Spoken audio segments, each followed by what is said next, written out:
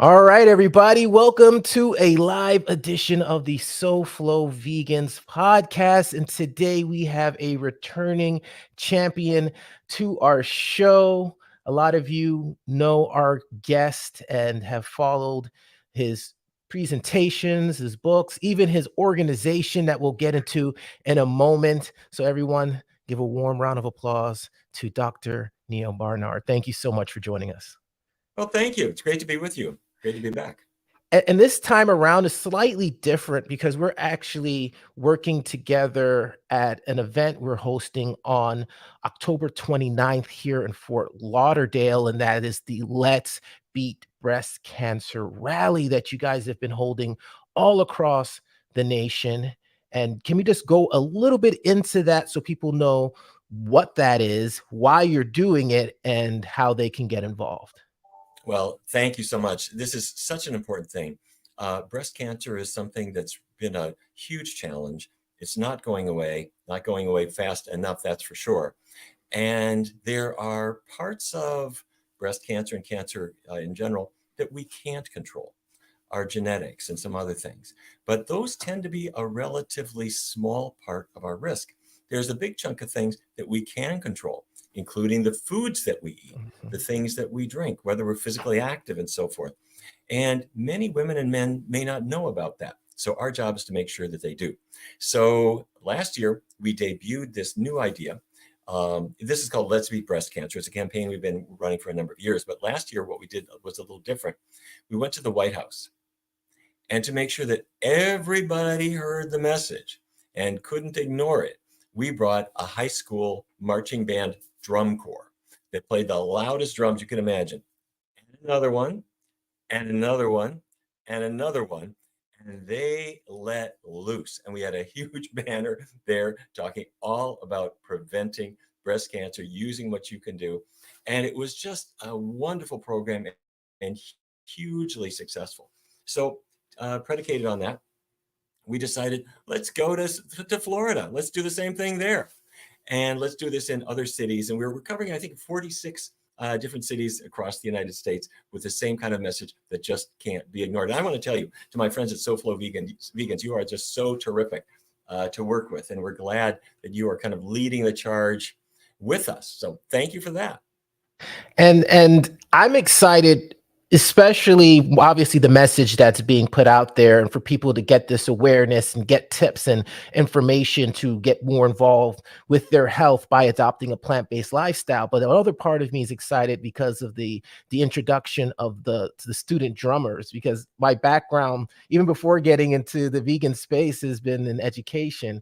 So being able to have local high school drummers come out and rally behind this cause is exciting. We actually have Dillard and Northeast High School, if you guys are familiar with the South Florida area, who will be out in attendance. So definitely make sure you guys come and check it out. October 29th at the History Fort Lauderdale Museum, right in the Los Olas Riverwalk. We'll have special guests like Dr. Barnard mentioned. There'll be drummers, special conversations, and just we have Ella Majors who will be there as well speaking on behalf of this cause. So make sure you guys come and check it out. And this is part of a larger organization that you founded and you're the president of, and that is the Physicians Committee for Responsible Medicine. So for those of us that aren't aware of this organization and the good work that you guys are doing, can you tell us a little bit more about it?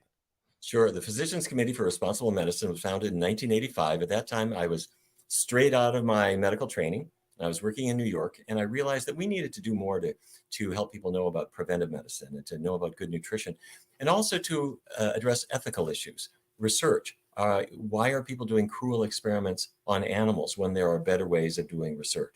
So these are all things that we've tackled. We've grown over time. We have about 1 million supporters worldwide. And we have lots of supporters in Florida, I'm happy to say. And Let's Beat Breast Cancer is one of the programs that we're doing. And by the way, let me say that it's so important that people think about this message. You know, you're a 16-year-old kid, and you think, what do I care? I just want to hang out with my friends at the fast food restaurant and so forth. Well, it turns out that cancer rates are rising in young people all the way up to about age 50. We're seeing more and more of it. in contrast to what we want to be tackling cancer, reducing the risk. It's going up. And the time when diet matters the most is the diets that people follow early in life. Now, if you think about it, when breast tissue is forming, that's when it can really be bombarded by the ill effects of the things we put into our bodies. But unfortunately, that's often the time when teenagers are kind of reckless with regard to what they're eating, because let's face it, if you're a teenager, you're going to live forever, right? We don't worry about these things. But our message is that we want to take care of ourselves. Now, let's say I'm not a teenager. Let's say I'm a little bit older and I've got a cancer diagnosis. Diet still matters. There was a study called the Women's Intervention Nutrition Study, WINS. They brought in women who had already been diagnosed with breast cancer, but they changed their diets. They cut the fat down, way, way down. And what they found is that those women, all of whom had a cancer diagnosis, if they had changed their diet in the right way, they were much less likely to succumb to their cancer. The cancer was less likely to come back after treatment, less likely to take their lives. And that was true whether they had estrogen negative cancers, estrogen receptor positive cancers. In either way, it helped. So we are there to beat the drum for 4 things. Plant-based diet. If you don't know the word vegan, now's the time to learn how to spell it and learn how to find it on a restaurant menu and put it to work. So it's the best, tastiest food that you can imagine, but it's the one that loves your body back. Number 2, alcohol. Take off the party hats. Really limit our alcohol consumption. Number 3, lace up your sneakers. Exercise to the extent that you can. Build it into your life. If for no other reason, you can't eat a bowl of ice cream when you're jogging. And number 4, if you've got excess body weight that you want to get rid of, now's the time to do it. And we want to do it not with a punishing diet, but with a healthy plant-based diet. And if we put those 4 steps together, we've got power that we never had before. And what I want to do with this conversation is a little bit different than I do with most, is I want to take a lot of the questions, the common questions that I know you hear, that I hear through the podcast and through the panels and the festivals, and just compile them so that way anyone watching this now or watching it in the future can have these little nuggets that they can take away and have quick answers from a plant-based physician. So that's going to be the format for this podcast.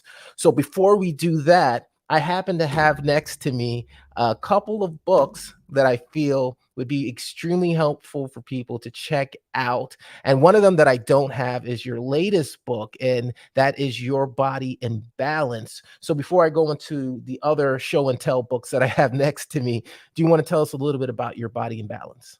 Sure. Your Body in Balance, it was really a turning point for me. I've written about 20 books before that. And what we discovered is that we could control hormones with our foods. What I mean is estrogen, female sex hormones. These are the drivers of breast cancer, as we've been talking about. You can change the level of estrogen in your body. Who could imagine it? By changing what you eat. You can also change how testosterone acts in your body. You can change insulin. These are all hormones that are made in the body, and they control various functions in your body. So up until then, we all thought, well, I eat a bad food, I get high cholesterol. I eat a bad food, my blood pressure goes up. We can be much more sophisticated. By using certain foods to dial our hormones up or down, we can control parts of our health that we never imagined we could control before. Wow. And it's interesting. I'm looking at all these books right now. What I'm going to do, the format I'm going to share with you is just showing you the book, and you just tell me a little bit about it. And you can go as long as short as you want. So we have Power Foods for the Brain. Yeah, thank you. If you make a list of all the diseases you never want to get, at the top of that list is Alzheimer's disease. But we found that certain food choices can influence Alzheimer's disease risk. I'll give you an example. People who eat the least bad fat, saturated fat, animal fat, people who avoid that, they cut their risk of Alzheimer's by about 2/3. That's just the beginning. There's a lot more we can do, but Power Foods for the Brain is a guide to keeping your brain working all throughout life. Nice. The next one that I have is 21-Day Weight Loss Kickstart. Many people want to lose weight. They want to get healthier or whatever their reason may be, but they often do it in ways that are really tough on them and tough on just everybody who tries these. They try counting calories. They try cutting carbohydrate. They go ketogenic or something like that. What the 21-day weight loss kickstart is, it's a way in a short period of time to jump into the deep end of a really healthy diet, a completely plant-based diet, but you do it step by step so that you take advantage of what healthy foods will do for you. You don't have to limit portions. You don't have to avoid carbohydrates. You're eating healthy foods. And if weight loss is your goal, this is the book that gets you there. All right. And then I'm sure you have more, but this is the last one that I have next to me. We have The Cheese Trap. When we do research studies, people change their diets, they do great. But the one food that keeps kind of in the back of their mind is cheese. People say, I think I'm kind of addicted to cheese. And the answer is yes, you may well be. We found that there are certain compounds in cheese that truly are addictive. We explain to you what they are, how you can break that cheese addiction and maybe regain your health. We also go into other things. What cheese does to your body in many ways, what the animals go through on a dairy farm, and a lot of replacements for cheese with all the flavor, none of the regrets. Nice, nice. So now what we're going to do now is just go through some of the questions that we've compiled, and we may go over some territory that you just addressed, but we'll probably go a little bit of a deeper dive into them.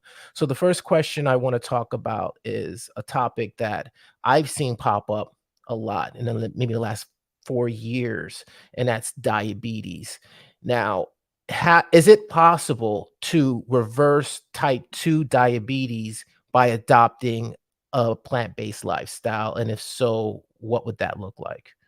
Yes. Back in 2003, the National Institutes of Health funded us to test a new way of thinking about diabetes. The traditional approach was to reduce carbohydrates and sugar in your diet and to limit calories. And that's logical. But we decided to do something different. And that was a diet with no animal products and keeping oils really low. And we found that this new approach was 3 times better at reducing blood sugar compared to the other. And it also started to open the door to people having diabetes improve to the point where they needed less medicine, maybe no medicine at all, or maybe the disease itself actually went away. The discovery here that we're hinging on was the discovery that sugar doesn't cause diabetes. It's caused by fatty foods putting fat particles inside your muscle and liver cells that cause your insulin to not be able to work in those cells anymore. The cells get gummed up. Well, we get that gummy fat out of your cells by changing your diet, and diabetes improves dramatically. Now, is it still a competition between those two ideologies, that it's sugar or animals, or has it shifted more towards one versus the other? Some people still imagine that sugar may cause diabetes, but they're wrong. Scientists have moved long beyond that, long past that. The world is not flat, and sugar does not cause diabetes. You can imagine a person thinking it does, because if I eat sugar, my blood sugar goes up, but that's not the cause of diabetes. Type 2 diabetes starts as insulin resistance, which is caused by the buildup of fat inside the muscle and liver cells. And if we tackle that, we can tackle the disease. Nice. And shifting to another health condition that a lot of people, especially people, in the African American Black community, deal with, even people within my family, high blood pressure. So what is high blood pressure's relationship to eating animal products? Is there a correlation between the two? Yeah. Now, some people can get high blood pressure even if they're following a pretty healthy diet, but there are drivers of it that we can control. And the first one, I guess everybody knows about: salt increases your blood pressure. And so if a person limits the amount of salt that they're eating, especially the salt that's used in preparation or that's used in the commercial products that you might buy, that's actually a bigger driver than the little bit of salt you might add at the table. So when people reduce their salt intake, their blood pressure will go down somewhat. However, researchers have found that when you shift to a plant-based diet, it has a much bigger effect in a variety of ways. First of all, plants don't have much sodium. They've got potassium, which lowers blood pressure. Secondly, they don't have a lot of fat. And when you get the fat out of your diet, your blood changes. It becomes more watery. It flows more easily. It's less like oil. And when your blood is less viscous, your blood pressure comes down. The third thing that happens is, over time, when a person follows this healthy diet, they lose weight, and weight loss lowers your blood pressure too. So it's no surprise that vegans have been shown to have really low blood pressure, and it's a great way to go to reduce your blood pressure. That said, if you're on blood pressure medicines, do not throw them away. Work with your doctor to taper off your medicines if and when the time is right. And then there's also a lot of confusion between being vegan and eating a whole food plant-based diet. Any precautions for people who may be transitioning into that lifestyle thinking, okay, well, I'm just going to, eat a lot of bread and Oreos and such, and I'm going to, check all these boxes for my health. Well, a vegan diet is always a good thing. It is true there are a lot of foods that are vegan that may not be the healthiest for us, but going vegan just means a person who decides I'm going to be vegan. What that means is I'm not eating animals anymore. That's a really good step, almost no matter how you do it. So getting the meat and the cheese and the junk out of your diet is a good thing. But you're not done. There are more choices that you're going to want to make too. You want to have foods that are kind of low in fat, don't have a lot of grease built in. There are a lot of food manufacturers who are keen to dump coconut oil into foods, and they're doing it to try to simulate that buttery flavor that animal products may have. You don't want that. You want foods that are simpler and healthier for you. But getting away from animals, always a great idea. And with what's left, you want the healthiest choices. And there's one supplement that you really ought to take. That's vitamin B12. You need it for healthy nerves, healthy blood, and it's in every multiple vitamin you ever took. But don't neglect it. So this next question is a little bit of a weighted question because it can go in so many different directions, but maybe just focusing on some of the higher level in your face things that might be out there. And everyone's like, what is the question? The question is, what role do animal-based foods play in developing different types of cancer? They play a variety of roles. Where we see the biggest effects of diet on cancer risk are diets that relate to our digestive tract, so colorectal cancer, for example, but also hormone-related cancers like breast cancer, prostate cancer, and other forms that are related to hormones. In both cases, diet plays a big role. For your digestive tract, that's no surprise. If you're eating plants have fiber. Fiber cleans out your digestive tract. Animal products do not have fiber. It's not in Spam. It's not in fried chicken. It's not in organic, wild-caught salmon. It doesn't have fiber. It doesn't have what you need. Plants do.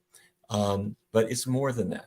When people eat animal products, the fiber-depleted foods that also tend to be fairly fatty cause the amount of certain hormones to rise to an unhealthy level. Estradiol in particular, that's a female sex hormone.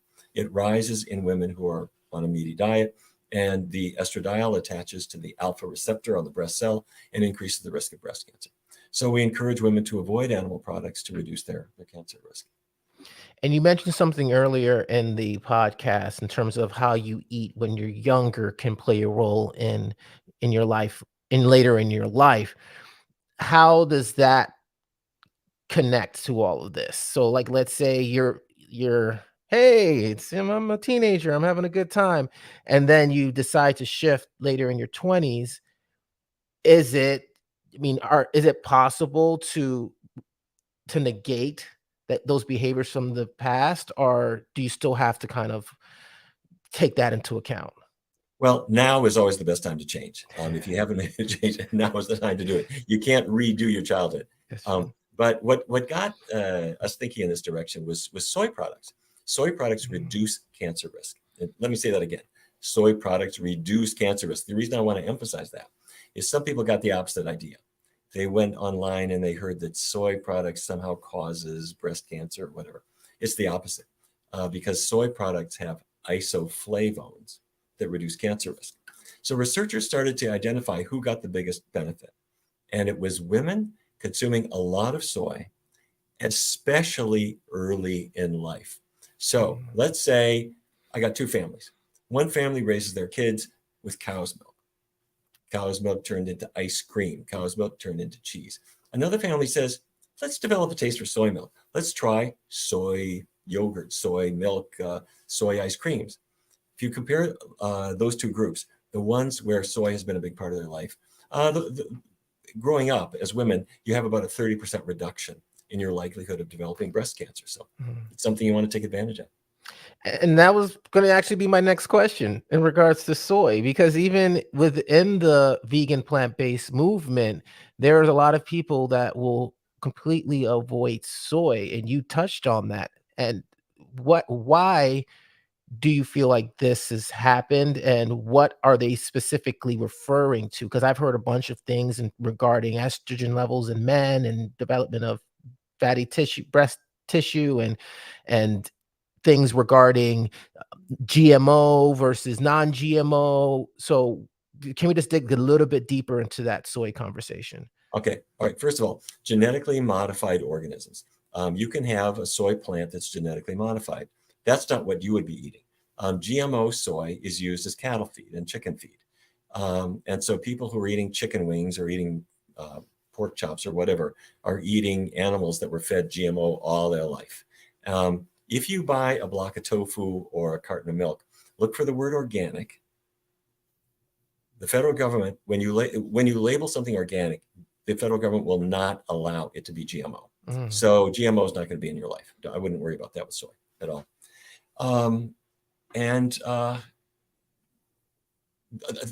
other part of the soy controversy really is this idea of phytoestrogens. The other word is isoflavones. And they were discovered decades ago. And researchers found that they do attach to estrogen receptors. And that started this myth that they would have to cause cancer, because if they attach to these receptors on the cells, it must be they'll cause cancer. Well, the studies didn't turn out to show that. They showed that women eating more soy had much less cancer. And we finally figured out why. There are two different estrogen receptors. Estrogen receptor alpha, which when something attaches to that, you have a higher cancer risk. That's like the gas pedal for cancer. Estrogen receptor beta is different. It's the brake. And that's where the soy isoflavones attach. So you want to bring the soy in your life. It's not required. You don't have to have it. But women who consume it have less risk of breast cancer. Men who consume soy have less risk of prostate cancer. And plus, it's delicious. You don't have to apologize to the earth for destroying it, which is what the dairy industry is busily doing by having cows belching methane day and night. With soy, you don't have to apologize for any of that stuff. And you set up the perfect segue to the next question. Does milk do a body good? I don't think it does anybody good. It doesn't do your body good, but I got to tell you, it doesn't do the cow's body any good. There are some people, many people, who will go vegetarian because they want to be kind to animals, and that's a great thing. But they've missed a fact that I'm going to tell you, which is where your glass of milk comes from. Cows don't make milk until they've been impregnated and given birth. That's how the system works. And they're impregnated in a not very nice way on the farm. And when they give birth, their calves are taken away. Because obviously, if the calves drink the milk, there's nothing left to sell. So the male calves are all killed for veal. The females are all taken away from their mothers and put in isolation housing until they can be artificially inseminated. By about age 4, the dairy farmers discover that they're not producing as much milk as they did when they were 2 or 3. And although a cow will live to be 20 in nature, on a dairy farm, they live to be about 4, at which point they're hung up by their leg and they're killed just like any meat, beef cattle. So the dairy industry is a meat industry. Every dairy cow turned into low-grade hamburger. It's just they were artificially inseminated, separated from their offspring over and over again until they were killed. It's a creepy thing for people who have seen it. And for a lot of people, they consider it even more inhumane than the meat industry. I'm not setting up a competition, but what I am saying is there are really good choices for you and for them. So basically, not only are they being slaughtered, but they're being tortured as well. Anybody who lives near a dairy farm, you'll hear the cries of the mother cows. And you'll also hear the cries of the calves. There's no bond in nature stronger than the mother-infant bond. And that little calf, when she's born, they come by in a wheelbarrow and they push the mother out of the way. They pick up the calf, stick her in the wheelbarrow, and they carry her out, and the mother follows because that's her baby. And then a gate slams in her face and she stands there and she cries. And there are hundreds and hundreds of these animals, of course, on the farms, and in some cases thousands. And people who live nearby hear the cries of the mothers, and they think, isn't that kind of heartbreaking? But they, well, I love my ice cream, or I love my Velveeta, or whatever the case is. But really, the environmentalists are the ones who are the harshest critics of the dairy industry, because we have, what, 80 or 100 million cows in the U.S. If you put them all on a balance, one side of a balance, put all the humans on the other side of the balance, the cows outweigh us. Each one is as big as a sofa, and they are ruminant animals, which means they belch methane. And methane is a much more potent greenhouse chemical than CO2. So yes, it's good to think environmentally in all aspects of our lives, but job one is change what you have for breakfast. And every once in a while I'll see an article, they'll talk about a dairy farm closing and things that, but has there been an actual shift in the consumption of dairy milk versus these alternative milks? Is it moving in the right direction from what you've seen? Oh yes, dramatically. I mean, the dairy case used to be a dairy case. You would open the door and there was milk in there. Now you go to the dairy case and what do you see? Almond milk, oat milk, rice milk, hemp milk, soy milk, all these things. And the dairy industry is not stupid. I mean, these big companies are investing in that too. They're thinking, I want to hedge my bets and I want to make sure that I'm not left out. Now, the dairy farms are closing for a couple of reasons. One is lack of demand. The other is that they're consolidating. So now it's not the ma and pa operation somewhere milking their cow. It's huge operation. In the same way as the chicken industry isn't a couple of chickens running around in the pasture. All of these things are effectively factories now. You brought it up, so let's go there. Chickens and eggs, which came first? No. Is it are eggs? Is there any nutritional benefit to eating eggs? Because this is what I hear all the time. And as a counterpoint to eggs are unhealthy, there's always someone who has a list of things why eggs are healthy. So from your mouth, what is your truth around eggs? Well, keep in mind when a chicken lays an egg, in that egg is everything it takes to make a chick. While that egg is incubating, the little chick inside there who's growing isn't ordering out for takeout food. Everything that it takes to make a beak and eyes and a liver and feet is inside that egg. So it's got a ton of cholesterol. You need cholesterol to make a chicken. You need animals use cholesterol to make their various organs. It's got a ton of animal fat, and it's got some protein and so forth as well. And so out pops the little chicken, and you've got all these preformed things. So the point I'm making is there's a lot of stuff in there that you don't want in your body, because it's the things that the chicken's body needs, but that you don't. Chicken eggs are among the very highest sources of cholesterol. And when some people imagine that the cholesterol they eat is somehow going to just bounce off and not affect their arteries. But about roughly half the cholesterol in the foods you eat goes into your bloodstream. And when it goes in, it increases your risk of heart problems. So I would take that egg and just set it aside. I would leave it alone. You don't need that. And since we're on the topic of cholesterol, by adopting a plant-based lifestyle, are we ridding ourselves of all of the harmful cholesterol, or is it still possible, depending on the types of foods you eat, to still be at risk for high cholesterol levels?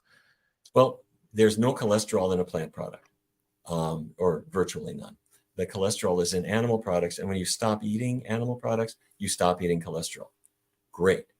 However, when you eat animal fat, saturated fat, that stimulates your body to make more cholesterol. Now, most plant fats are really low in saturated fat, so they're much, much better. But a couple of exceptions, coconut oil and palm oil, also palm kernel oil, these are high in saturated fat and they stimulate cholesterol formation. The sad thing is that some culinary folks, food manufacturers, love coconut oil because it has that buttery mouthfeel. So they'll take your innocent commercial product, cookies or whatever, and they'll stick coconut oil in it or palm oil. Look at a jar of peanut butter. It's not just ground up peanuts, which is what it should be. They added palm oil to it. Look for the brands that don't have palm oil and coconut oil. And if you avoid those things, your cholesterol level is likely to fall further.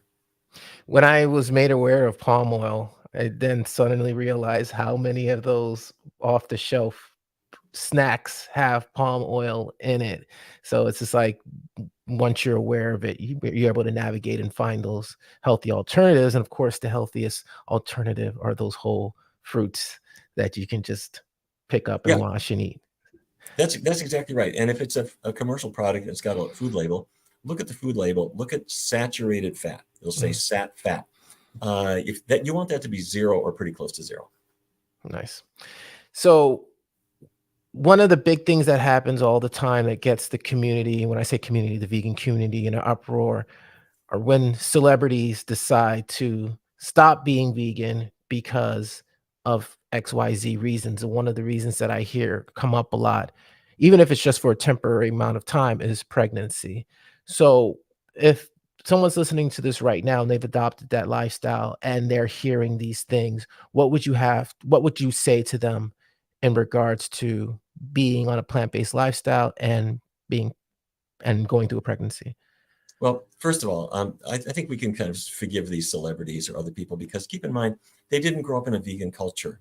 It's new to them. And so their family members are worried about them. And if you're a pregnant woman, you get unsolicited advice from your parents, from other people, from somebody you're sitting next to on a bus. People all want to tell you what to do, and so you're nervous, and you think, "Gee, if I'm missing something, I want to add it." So they make mistakes. They think, "Well, I should have a little dairy or a little chicken or some fish or whatever," and they put that back into their diet. So that's not a healthy choice, but you can understand why people why that happens, and it wouldn't happen if people had as vegan diets take hold and people are more used to it and they understand how to navigate it better. They're less likely to make these indiscretions. But a plant-based diet is the best diet from conception onward. Mm. So when a woman is pregnant, if she's on a meaty diet, her risk of birth complications is higher. Her risk of preeclampsia, that hypertension that you see during pregnancy, is much higher.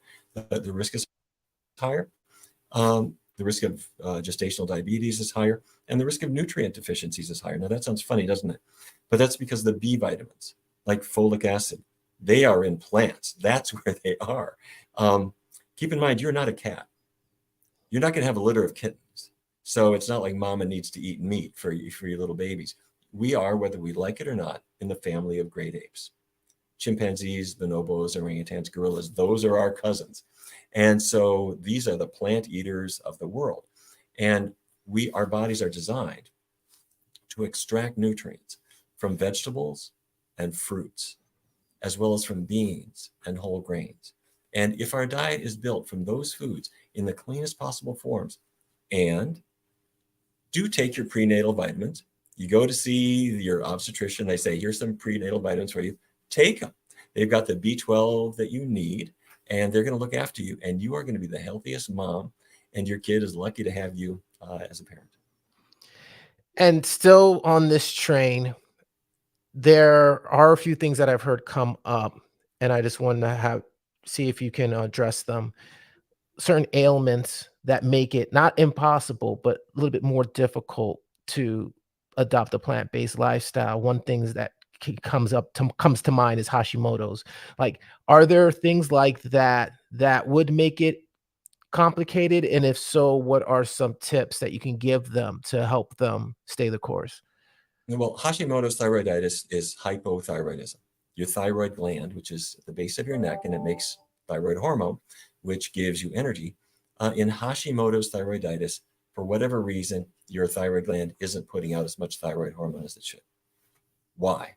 Blood tests show, and your doctor does this in the process of diagnosing it, that you've got antibodies that are attacking your thyroid gland. Where do they come from? Well, one of the theories with any autoimmune condition is that the foods that you eat have proteins in them that elicit your body to react to those seemingly foreign proteins by making antibodies to knock them out. And in Hashimoto's thyroiditis, researchers in the Adventist Health Study brought in a large group of people, and they found that the people with the highest risk of getting Hashimoto's thyroiditis were people who ate a lot of dairy. Mm. Now, the theory It hasn't really been put to a good test, I don't think yet. But the theory is that it's the proteins in dairy, because many people react to the proteins in dairy, and dairy proteins are linked to pretty much all the major autoimmune conditions, not just Hashimoto's. And when it comes to hyperthyroidism, Graves' disease, where your thyroid shutoff mechanism is not working right, dairy eaters and meat eaters both have a particularly high risk compared to vegan. So your thyroid loves it if you go on a plant-based diet. But nobody has yet done a study where you take a large group of people who are hypothyroid, who have Hashimoto's, and put them on a vegan diet to see how many of them get better. We have lots of anecdotal cases of people who've done that. If you have Hashimoto's, I would strongly encourage you to do a completely plant-based diet. That may or may not help the Hashimoto's. We just have to see. And don't fire your endocrinologist. By all means, you should still get whatever medical treatments you may need. But a plant-based diet would be the treatment of choice. So now this is more of like a health thing, and there are different ways of controlling your health and your weight. And one of the popular things are intermittent fasting, eating one meal a day. What are your thoughts on that? Should we be eating multiple meals a day? Is it okay just to eat one? Is breakfast a myth? Like, what are your thoughts on? I threw a lot at you right there, but what are Well, you're talking about meal timing. The science has shifted over time. Years ago, it was 3 meals a day, and then people started to favor grazing, where you'd have multiple small meals, and that didn't really work out so hot. So people are now exploring different approaches where you take some time off from eating. Sometimes people will do intermittent fasting, where for say 2 days a week you eat less. You can do that, but then sometimes people end up anticipating those 2 days off by overeating Mm. on Friday, or overdoing it on Monday when they come back, or something like that. And on our research team, Dr. Hanna Kaliova has been a big advocate for 2 meals a day. And so you'll have a pretty big breakfast, which does seem to help people. I have to say, people who have a big breakfast, they're healthier, they have a healthier body weight, and they're healthier in many ways compared to people who skip breakfast. And then her second big meal will be maybe a big lunch around 1 o'clock or something like that. And she doesn't have a big meal for the rest of the day. But you can put that to work or not, see what works for you. The key is, if you're eating really healthful foods, then your normal appetite control is able to work with you to figure out your own mealtime. And then we're winding down now as we get to the end of the podcast. And the last question I want to ask is regarding fiber. I know we talked about it a little bit at the top of the podcast. How important is fiber to you, to your body, and why should people, make sure that they're having an adequate or a good amount of it in their system? Well, fiber is essential. It's plant roughage. It's the part of the plant that doesn't get digested and kind of moves through you. And if you want to ever prove to yourself how important fiber is, just go on a completely Atkins diet for a little while. This is that fad diet from the 1950s, where people didn't eat fiber, and they would eat meat and gravy and things, thinking that if they avoided carbs, they would lose weight. Well, for some of these people, the constipation became heroic, where their digestive tract just shuts down, and it's like you've got a brick inside you. Anyway, don't do that. Your body needs fiber not just for digestive regularity, but that fiber is doing things. As the fiber goes down your digestive tract, it takes some of those unabsorbed calories and carries them out. So it helps you to lose weight. When the fiber arrives in your large intestine, it actually fosters the growth of a healthy microbiome. Those are the good bacteria that love you back. And meat eaters have plenty of unhealthy bacteria that will, over the long run, increase their risk of cancer of the colon and other problems. So fiber is really important. Fiber also helps your body to get rid of other things like excess estrogens. So a high fiber diet is part of our approach to preventing breast cancer and other forms of the disease as well. So fiber is big stuff. And the last thing I'm going to have you do, and we have a tradition here on the podcast where we turn the podcast over to our guests to give a moment from the heart to our listeners or to our viewers. And it's whatever message you want to relay to our audience. And then whenever you feel complete, that will be the end of the podcast. So before I kick it off to you, I just want to thank you so much for being on the show, for sharing your years of knowledge with our audience, and for partnering with us for the event that we have coming up on October 29th at 12 o'clock at Historic Fort Lauderdale Museum, SoFlo Vegans Unite, and the Let's Beat Breast Cancer Rally with the Physicians Committee for Responsible Medicine. So thank you so much for all your support. Well, thank you. I might just say a quick word. When I was a kid growing up in Fargo, North Dakota, my father was the diabetes expert for Fargo and all of Eastern North Dakota. He'd come home and he'd arrive home at about 6 o'clock and set down his medical bag. And I never heard him say that anyone with diabetes ever got better. Their job was really just to try to slow down the progression of the disease. Well, when we started to add something to this in my own medical career, we started to use foods in a more healthful way. We discovered that we could tackle that disease like never before.